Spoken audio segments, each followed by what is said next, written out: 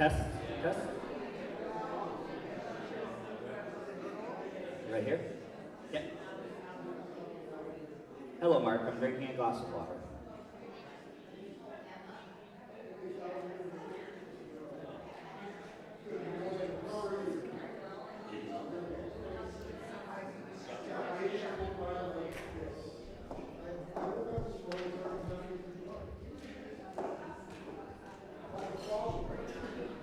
Good morning, Grandma.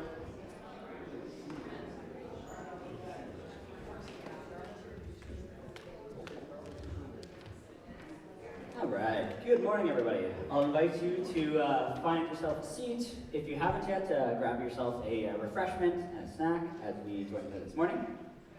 Now, if you've been here before, you're probably looking up here and you're like, huh, Mitchell got a lot younger and a lot better looking since last week when I saw him.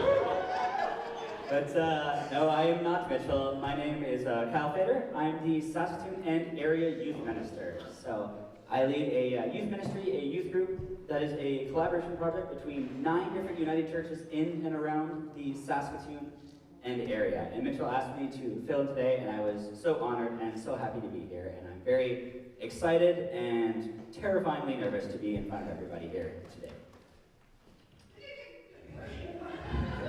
Good morning. Thank you for being here, and thank you for listening to me as I figure out what the heck I'm doing. I just want to acknowledge that here in Saskatoon, we are in Treaty 6 territory. That we are in the land of the Métis Nation, the Cree Nation, the Dakota, the Lakota, the Dene, and other Indigenous peoples. That we strive together, that we want to work hand in hand in the process of reconciliation. And we do these land acknowledgements every week because it's important to remember that reconciliation is not a finished process. Reconciliation is never done. It is ongoing. There's a lot of work to be done. And we just want to remind ourselves of the land that we stand on and the work that we have yet. If you are online or at home, I invite you to light a candle with us as we remember that Jesus Christ is the light of our life, that the warmth of our candle here reminds us of the warmth and joy of Jesus Christ. Please join us in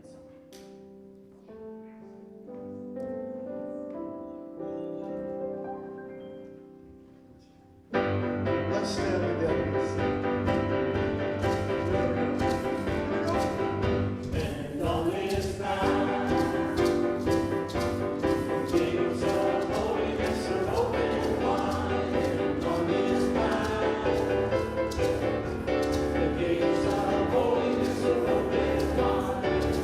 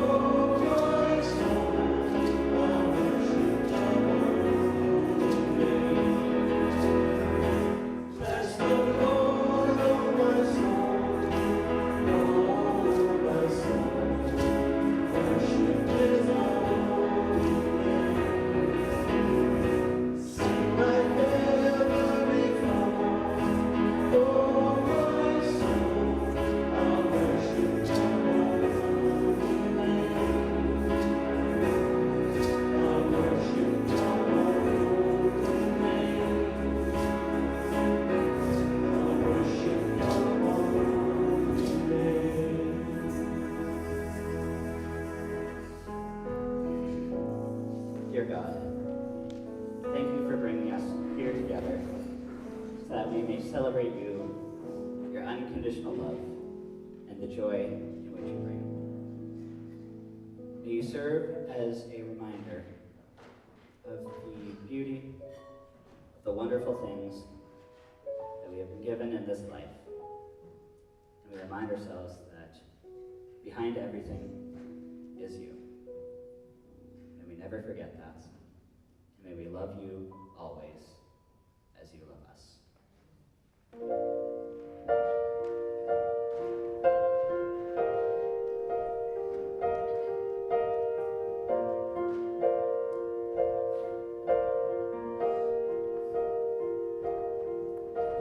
The Lord is my shepherd,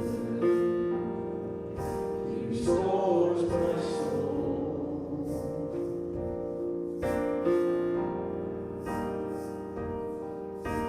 He leads me by still waters, He restores my soul.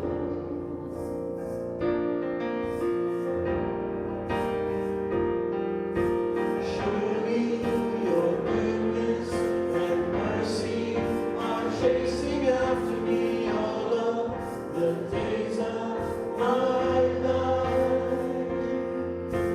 Even when I'm lost in the deepest valley, I fear no evil. Even when the silence falls around me,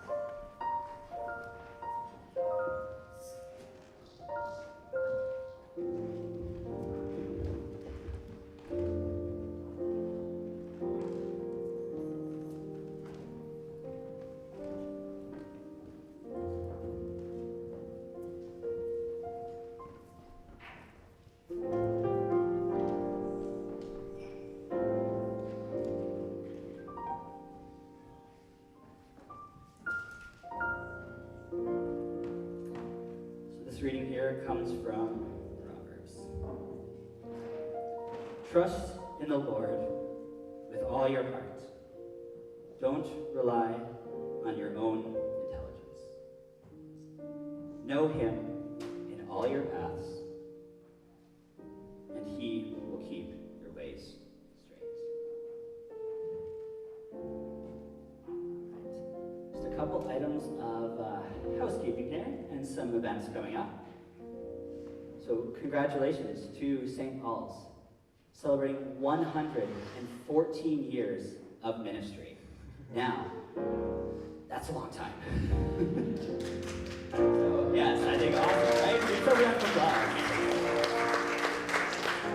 applause. So to kind of honor the celebration and the time spent in ministry, on July 9th, so that is coming up this Tuesday at 7 p.m., there will be a birthday celebration. Who doesn't like a birthday? But I think it's important to note that even though the celebration is happening Tuesday, it is this day today that marks 114 years. So what a special occasion. And you know what? I get to come out and preach on the birthday of St. Paul, which that's pretty cool.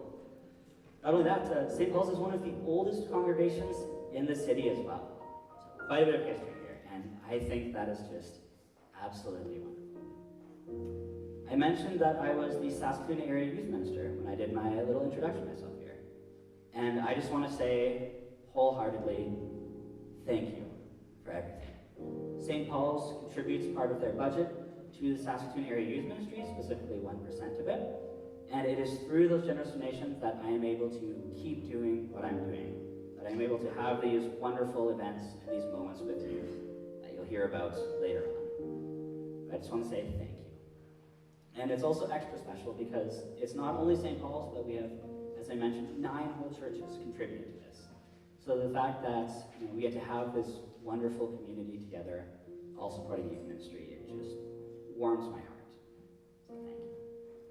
The QR code up if you are feeling inclined to give. So you can take a moment and scan that if you would like. And I realized as I was sitting here that I forgot to do something on my first run through here. St. Paul's has core values that they like to talk about. And you'll notice, as I was going through there, that, whoops, I forgot to talk about making an impact. Which, if you remember seeing that the theme here was engaging and impacting youth, kind of an important thing to mention. But you know what?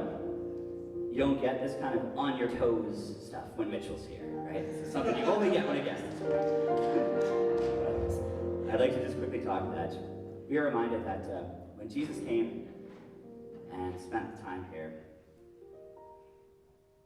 I think it's no stretch to say that an impact was made.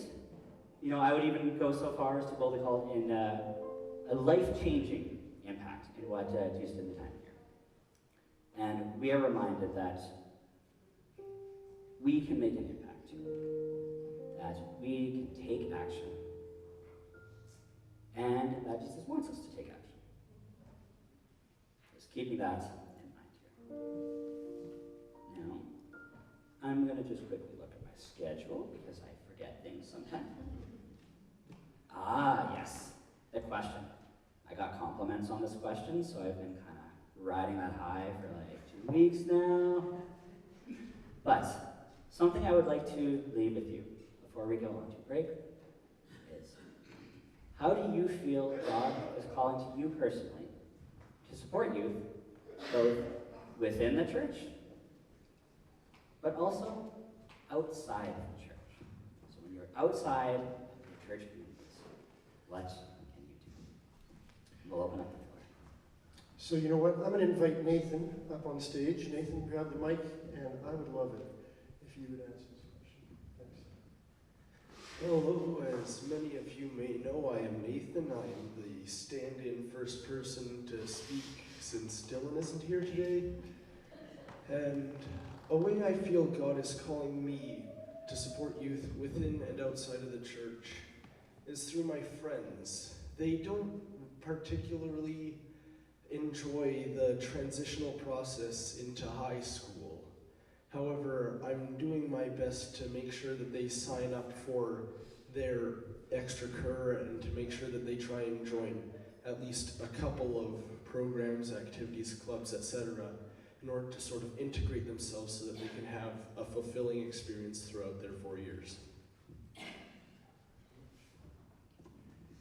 Anyone else in the congregation who has taken a moment with this question?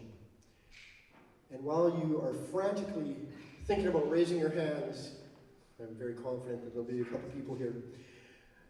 This for me is actually very interesting because in my work in the community, it actually deals with a lot of folks who are younger. And one of the greatest things is to see frontline support workers who are new on the job and who are tossed into the deep end. I was mentioning that very term with the worship team this morning when, Taya, you were joining us, jumping right into the deep end, right?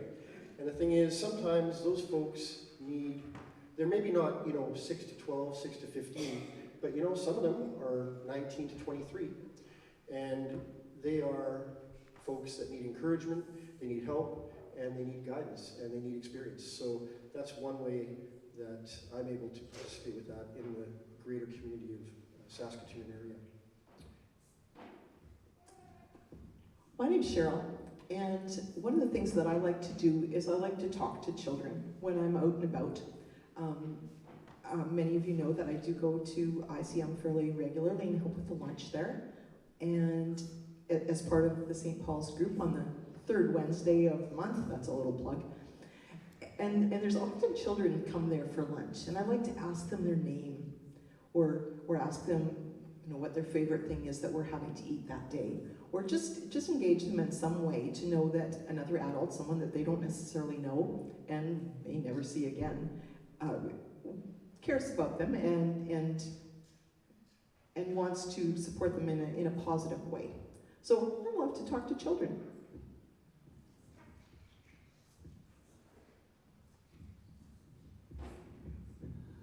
I'm going to do the Dorian thing. My name's Dorian. It's funny, when I'm dealing with youth, most of the time it's with my grandchildren, and I don't think they're thinking I'm supporting them. I'm criticizing and putting down and all of that. And yet I know that when I grew up as a child, I thought the same thing about my dad.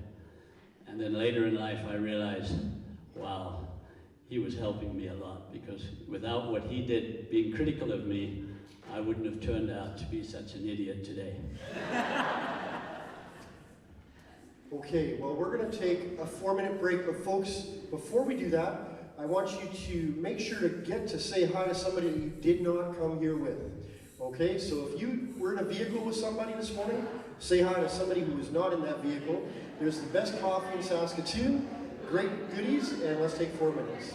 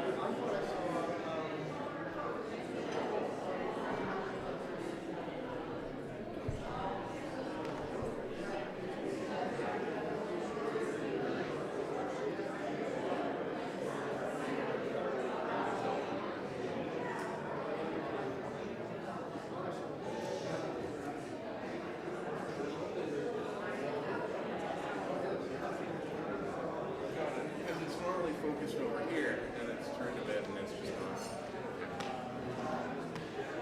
Thanks. Yeah, I wanted to wait for the pause when the camera's facing back there to just check that. Thank you.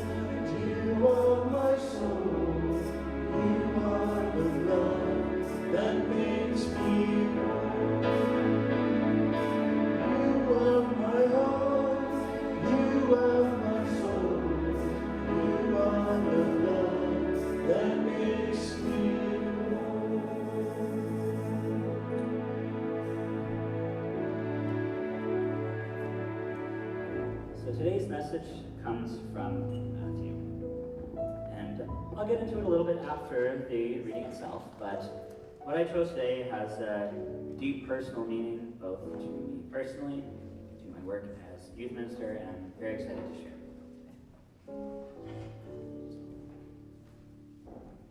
Now, when the human one comes in his majesty, and all his angels are with him, he will sit on his majestic throne. All the nations will be gathered in front of him. He will separate them from each other, just as a shepherd separates the sheep from the goats. He will put the sheep on his right side, but the goats he will put on his left. Then the king will say to those on his right, "Come, you who will receive good things from my Father. Inherit the kingdom that was prepared for you before the world began. I was hungry, and you gave me food to eat. I was thirsty, and you gave me a drink. I was a stranger, and you welcomed me. I was naked, and you gave me clothes to wear. I was sick, and you took care of me. I was in prison, and you visited me." Then those who are righteous will reply to him, "Lord, when did we see you hungry and feed you, or thirsty and give you a drink? When did we see you as a stranger and welcome you, or naked and give you clothes to wear? When did we see you sick or in prison and visit you?" Then the king will reply to them, "I assure you that when you have done it for one of the least of these brothers and sisters of mine, you have done it for me." And he will say to those on his left, "Get away from me, you who will receive terrible things. Go to the unending fire that has been prepared for the devil and his angels. I was hungry, and you didn't give me food to eat. I was thirsty, and you didn't give me anything to drink. I was a stranger, and you didn't welcome me. I was naked, and you didn't give me clothes to wear. I was sick and in prison, you didn't visit me." Then they will reply, "Lord, when did we see you hungry, or thirsty, or a stranger, or naked, or sick, or in prison, and didn't do anything to help you?" Then he will answer, "I assure you that when you haven't done it for one of the least of these, you haven't done it for me." And they will go away into eternal punishment, but the righteous ones will go into eternal life. Now, I'm going to get my phone out. I promise I'm not going on TikTok. I did see some really good videos of cats on there earlier, but I wrote a lot of wonderful things, and I would really hate to forget to share them with you. So I'm going to go off my notes for a little bit, so hopefully that's okay. But I promise I am actually looking forward to it.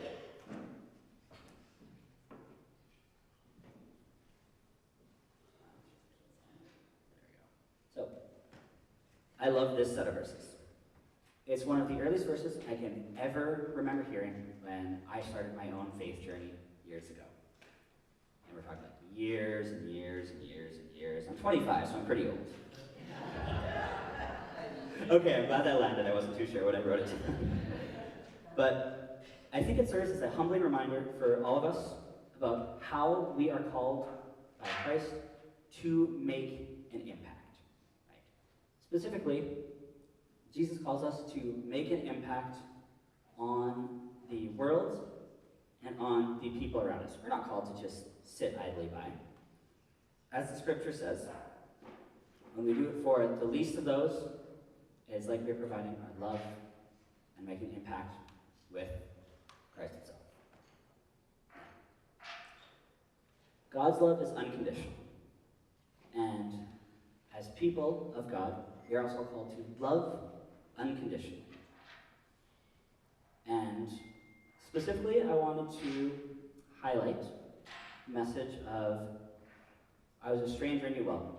And that hits a little close to home myself, because for those who do not already know, I've only been with the United Church for a little over a year now. I am new myself, and when I started my position as the Saskatoon Area Youth Minister, I went around to different United Churches in and around the city, and I got to experience being welcomed by everybody. When I've been here at St. Paul's, when I have gone to the other United Churches, I have felt nothing but welcomed. So I just want to take a quick moment to say thank you, and just say that I see God in every single person I have met through you. Now, I think this passage ties in pretty well to what God calls me to do as Saskatoon Area Youth Minister.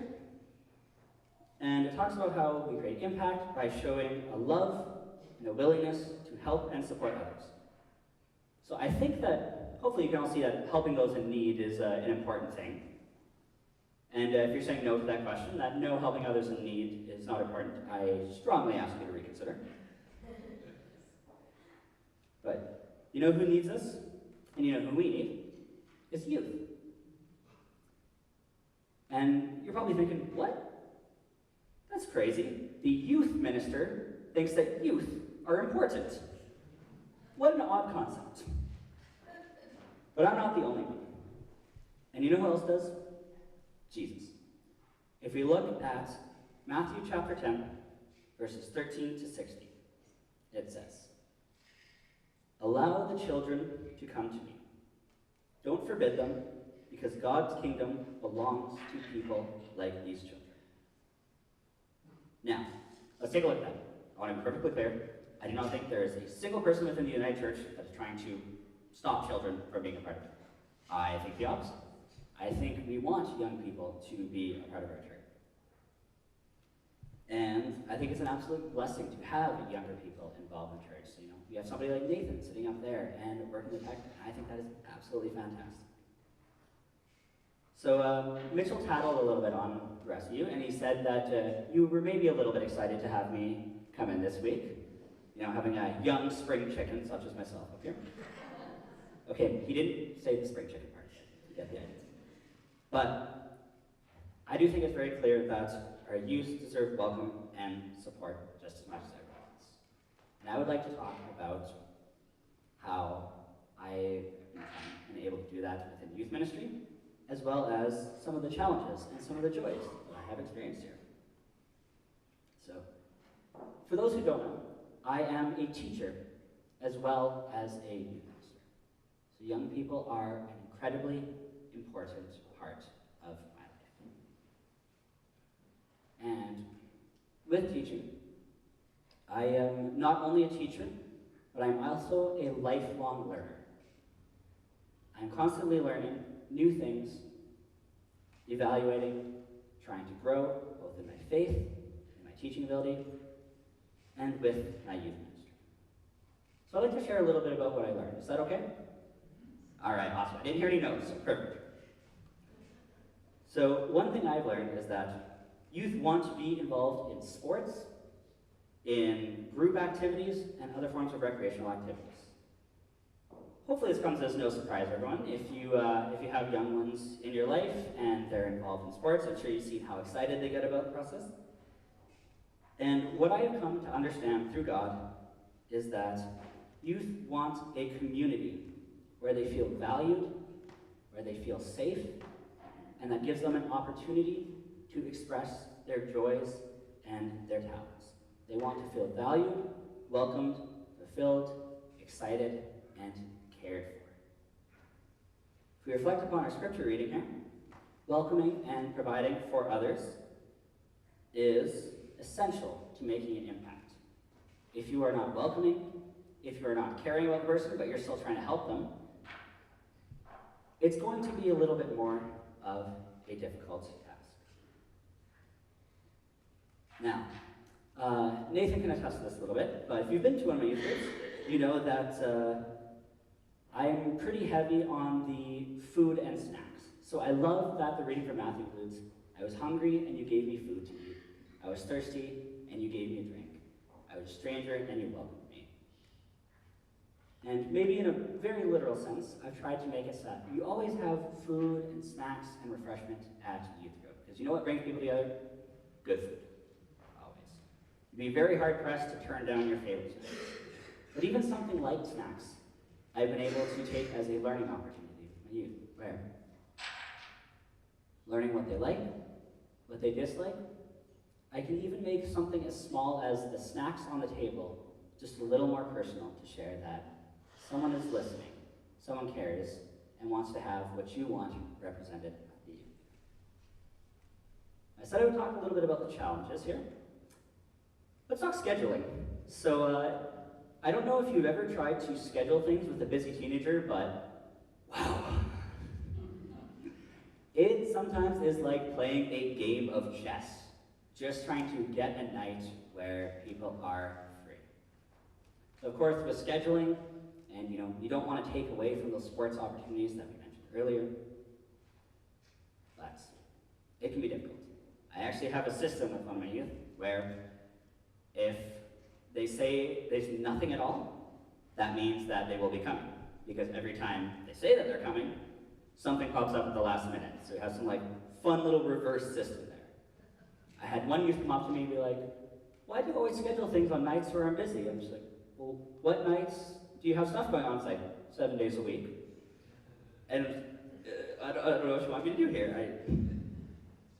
But it's tricky. But I feel so blessed that I've been given this opportunity with a youth where I can be flexible and I can communicate with parents and with youth to figure out, what are the days where things are happening.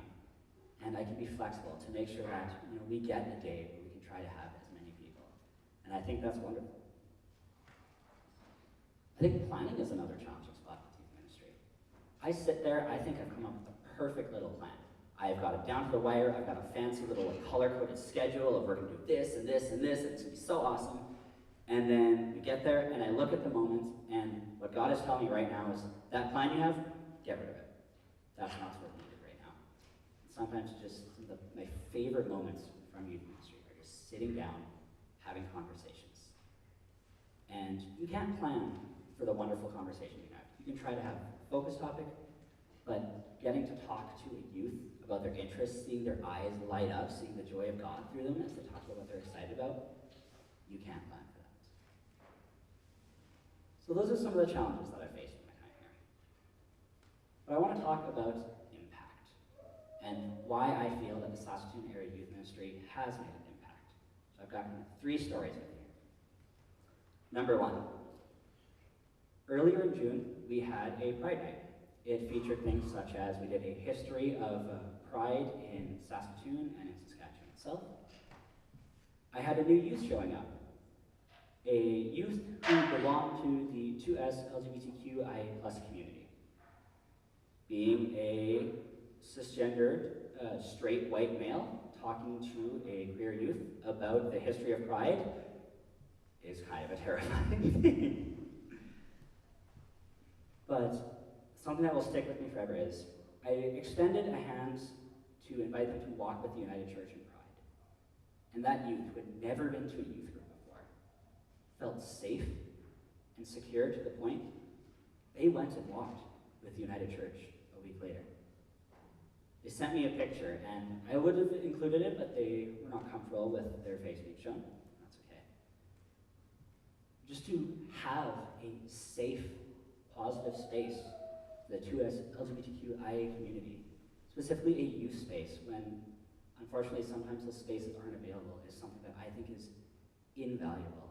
And that they felt safe enough to kind of come and walk with the United Church is something that just absolutely blows my mind to this day.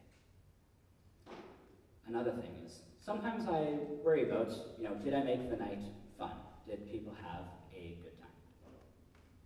And hearing it from youth is always great, but sometimes you worry are they being just nice to my face, because they don't want to say anything rude. But I was sitting there, and a parent had come, and they were waiting in the parking lot.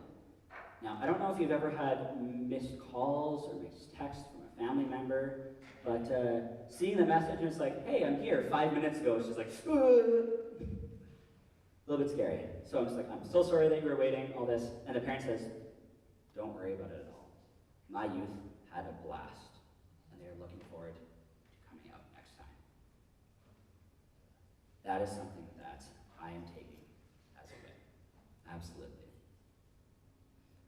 fact that I have my youth coming up to me and they're asking me, when's our next event? Telling me that they're looking forward to it. Even something as simple as showing up tells me that this is valuable. That we are creating a space with youth ministry here that they want to be in. And I think that's important. So, when I think about impact and engaging, I see that with the Saskatoon Area Youth Ministry. And I hope that me sharing a little bit about what I get to see every time I go out is uplifting to you and reassures you that your support is going towards something great.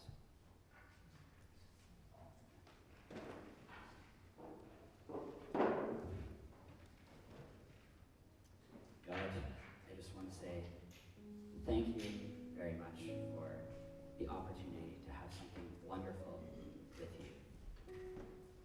Thank you for encouraging the United Church in the Saskatoon area to support something that can make an impact as Jesus wants us to. That we get this opportunity to engage the young people in our lives, these wonderful, talented, beautiful, amazing people that you have placed in our care and in our lives. And may you keep bringing your glory through them. May you keep them safe, as you always have. And may you encourage us to support the youth in whatever capacity we have available. Please join us in the Lord's Prayer. Our Father and Mother, who is in heaven, Hallowed be your name. Your kingdom come. Your will be done on earth as it is in heaven. Give us this day our daily bread. Forgive us our sins as we forgive those who sin against us. Save us from the time of trial and deliver us from evil. For the kingdom, power, and the glory are yours, now and forever. Amen.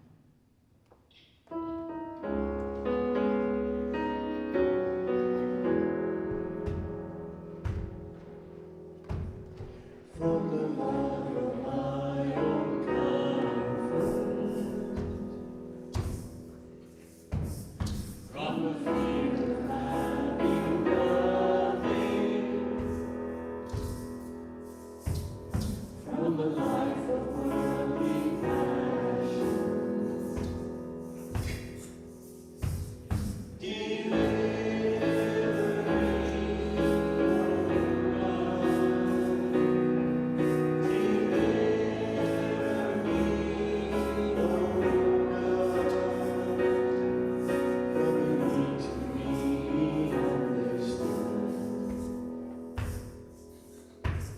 from the need to be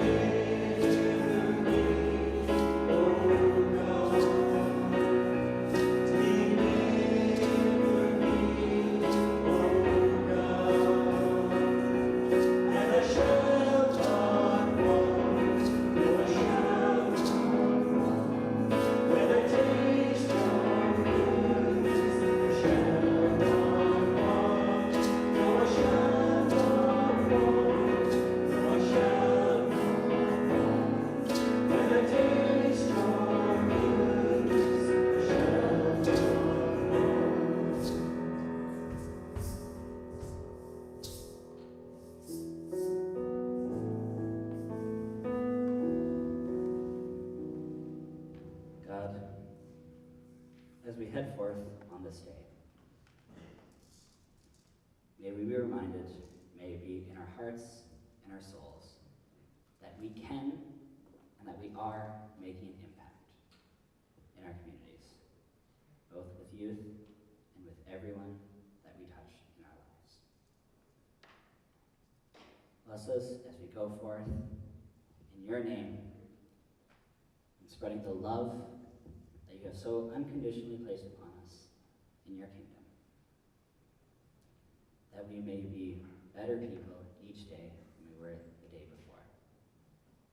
Amen. Oh, make a difference.